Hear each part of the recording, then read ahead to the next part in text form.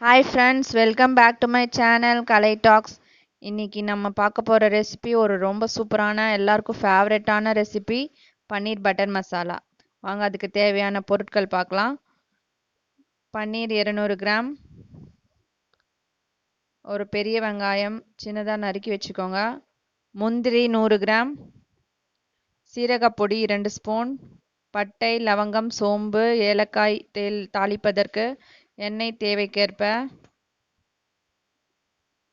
4 தக்காளியை இந்த மாதிரி பெருசு பெருசாக கட் பண்ணி வச்சுக்கோங்க. கரம் மசாலா 1.5 ஸ்பூன், சிகப்பு மிளகாய் தூள் 1.5 ஸ்பூன், இஞ்சி பூண்டு விழுது 2 ஸ்பூன், பட்டர் வெண்ணெய் 2 ஸ்பூன், தேன் 1.5 ஸ்பூன், கஸ்தூரி மேத்தி ஒரு 2 ஸ்பூன், உப்பு தேவைக்கேற்ப. வாங்க எப்படி செய்கிறதுன்னு பார்க்கலாம். ஒரு பேனை அடுப்பில் வச்சுட்டு அதில் நம்ம கட் பண்ணி வச்சுருக்க தக்காளியை போட்டுக்கலாம். கூடவே 100 கிராம் முந்திரியும் ஆட் பண்ணிக்கோங்க. இதில் ஒரு 2 டம்ளர் தண்ணி ஊற்றிக்கலாம். ஊற்றி இதை நல்லா ஒரு 7லேருந்து 8 நிமிஷம் நல்லா வேக வைக்கணும். அப்போ தான் இந்த பியூரி நமக்கு சாஃப்டாக கிடைக்கும்.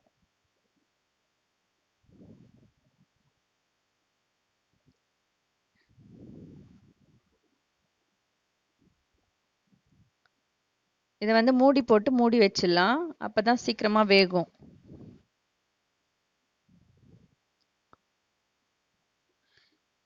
இது நல்லா கட்டி இல்லாமல் இதை நம்ம ஸ்மூத்தாக அரைக்கணும்னா இந்த மாதிரி வேக வச்சுட்டு அரைச்சா ஸ்மூத்தாக கிடைக்கும் நமக்கு.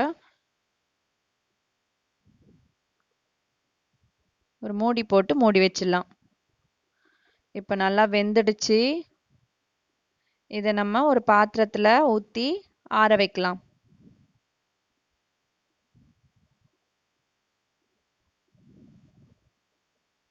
நல்லா ஆறின பிறகு தான் நம்ம மிக்சியில் போடணும். ரொம்ப சூடாகவும் மிக்சியில் போட்டுறக்கூடாது. கொஞ்சம் ஆறட்டும். கொஞ்சம் ஆறின பிறகு மிக்சியில் போட்டு நல்லா ஸ்மூத் ஃபைன் பேஸ்ட்டாக நம்ம அதை அரைச்சி எடுத்துக்கலாம். இப்போ நல்லா ஆறிடுச்சு. நம்ம மிக்சி ஜாரில் ட்ரான்ஸ்ஃபர் பண்ணிக்கலாம்.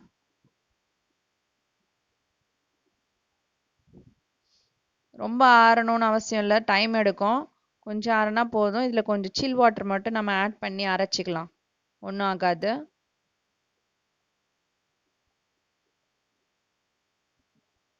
கொஞ்சமாக ஆட் பண்ணிக்கோங்க, ஏன்னா அதில் நிறைய தண்ணி இருக்குது. கொஞ்சமாக சில் வாட்டர் ஆட் பண்ணி மிக்சியில் ஒரு ஃபைன் பேஸ்ட், நல்ல ஃபைன் பேஸ்ட்டாக அரைக்கணும். ஏன்னா அந்த முந்திரிலாம் நல்லா மழியணும். நல்ல ஒரு ஃபைன் பேஸ்ட் இந்த மாதிரி அரைச்சி எடுத்துக்கணும். இப்போ திருப்பியும் பேனை அடுப்பில் வச்சுட்டு ஒரு 3 ஸ்பூன் எண்ணெய் ஊற்றிக்கலாம். நாங்கள் நல்லெண்ணெய் தான் யூஸ் பண்ணுவோம். அதனால் ஒரு 3 ஸ்பூன் நான் நல்லெண்ணெய் ஊற்றிக்கிறேன். எண்ணெய் நல்லா காஞ்ச பிறகு இதில் 2 பட்டை, 2 ஏலக்காய், 2 கிராம்பு, பிரிஞ்சி இலை சும்மா 2, சோம்பு ஒரு 1/2 ஸ்பூன். மசாலா கம்மியாக தான் போடணும். இந்த மசாலாலாம் பொரியணும்.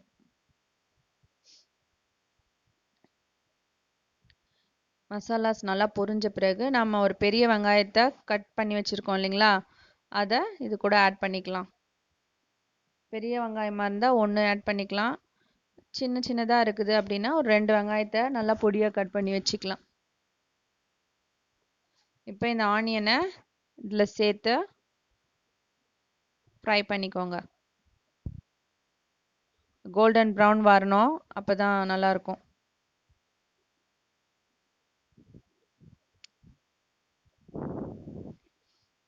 கோல்டன் ப்ரௌன் வந்துடுச்சு. இப்போ இதில் நம்ம மசாலாஸ்லாம் ஆட் பண்ணிக்கலாம். ரெட் சில்லி பவுடர் ஒரு 1.5 ஸ்பூனு. இது காரம் கம்மியாக இருக்கும், அதனால நான் 1.5 ஸ்பூன் ஆட் பண்ணுறேன். காரம் அதிகமாக இருந்தால் 1 ஸ்பூன் ஆட் பண்ணிக்கோங்க போதும். கரம் மசாலா தூள் ஒரு 1.5 ஸ்பூன்.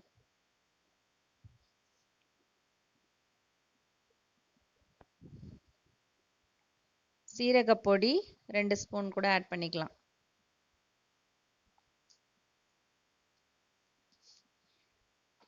இது கூடவே இஞ்சி பூண்டு பேஸ்ட்டையும் ஆட் பண்ணிக்கலாம். 2 ஸ்பூன் இஞ்சி பூண்டு பேஸ்ட்டு.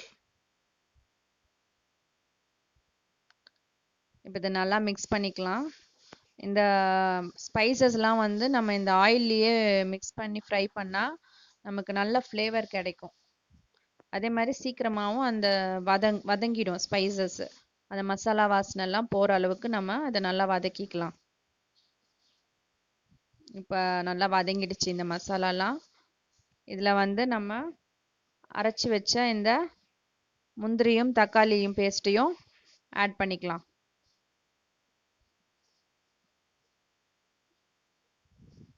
இது தண்ணியாக இருக்க மாதிரி இருக்கும், பட் டைம் ஆக ஆக கொஞ்சம் கொதி வரும்போது திக்காயிடும். அதனால் நம்ம எக்ஸ்ட்ரா கொஞ்சம் தண்ணி அந்த மிக்சிலேயே ஆட் பண்ணி ஊற்றிக்கலாம்.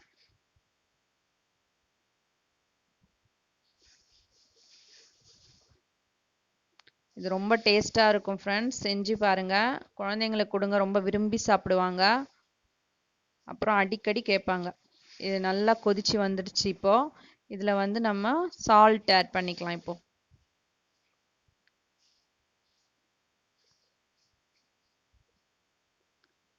ஒரு 1½ ஸ்பூன் சால்ட் ஆட் பண்ணிக்கலாம். ஏன்னா தேன் வேறு நம்ம இதில் ஆட் பண்ண போகிறோம். அதனால் ஒரு 1½ ஸ்பூன் சால்ட், 1½ ஸ்பூன் வந்து தேன் ஆட் பண்ணிக்கலாம்.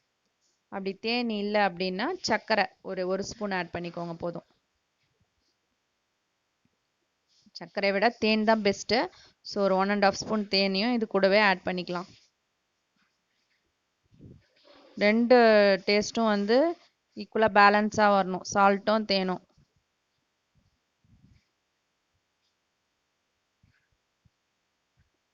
இப்போ இது நல்லா கொதிச்சு வந்துடுச்சு.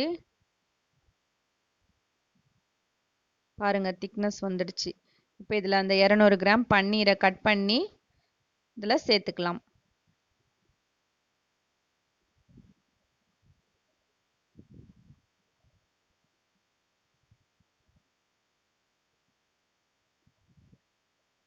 பன்னீர் சேர்த்த உடனே இதில் ஒரு 2 ஸ்பூன் பட்டர். இது ரொம்ப முக்கியம் இல்லைங்களா, பட்டர். 2 ஸ்பூன்.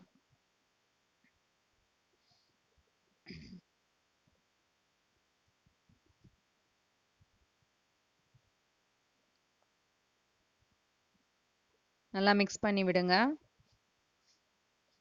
இதில் இப்போ கஸ்தூரி மேத்தி 2 ஸ்பூன் எடுத்து வச்சுருக்கோம். நல்லா கையிலேயே நல்லா நம்ம உள்ளங்கையில் வச்சு நல்லா க்ரஷ் பண்ணி போடுங்க. உள்ளங்கையில் வச்சு நல்லா க்ரஷ் பண்ணணும். ஏன்னா வந்து அதில் அந்த காம்புலாம் இருக்கும். அந்த காம்பு பகுதியெலாம் போட்டால் எடுத்து எடுத்து போடணும், நம்மளால் சாப்பிட முடியாது. ஸோ அது உள்ளே இருக்க லீவ்ஸை மட்டும் நல்லா க்ரஷ் பண்ணி இப்படி உள்ளங்கையில் நல்லா க்ரஷ் பண்ணி போட்டுருங்க.